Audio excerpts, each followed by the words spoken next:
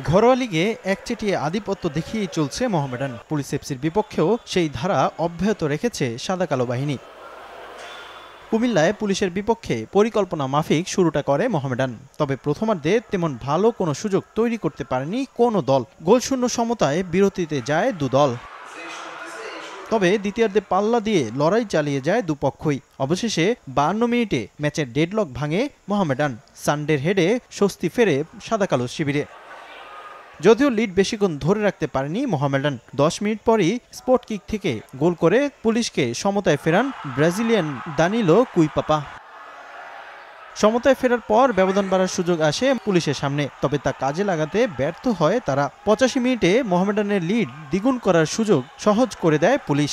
ডিবক্সে foul করে penalty পায় সাদা কালোরা। মুজাফফরবের গোলে ব্যবধান বাড়ায় মোহামেডান। ম্যাচে যোগ করার সময়ে জোড়া গোলে নিজের নাম লেখান ম্যানুয়েল সানডে। তার সে গোলেই জয় নিয়ে মাঠ ছাড়ে মোহামেডান। লিগের 11তম জয়ে শিরোপার আরও এক ধাপ এগিয়ে গেল আলফাজ আহমেদের দল। এদিকে মোহামেডানের জয়ের দিনে আবাহনীকে হারিয়েছে বসুন্ধরা কিংস। আবাহনীর হারে শিরোপার সমীকরণ আরও সহজ হয়ে গেল মোহামেডানের। আবাহনীর সঙ্গে ম্যাচের শুরু থেকেই আক্রমণাত্মক ফুটবল খেলে বসুন্ধরা। এদিন গোলের দেখা পেতেও বেশি সময় নেয়নি বর্তমান চ্যাম্পিয়নরা। 16 মিনিটেই ফাহিমের গোলে এগিয়ে যায় বসুন্ধরা। 1-0 গোলে এগিয়ে থেকেই বিরতিতে যায় কিংস।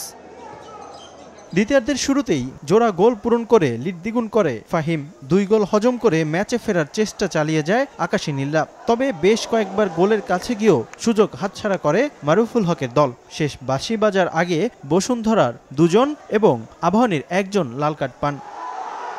রিফাতুল ইসলাম মিরন, সময় সংবাদ, ঢাকা।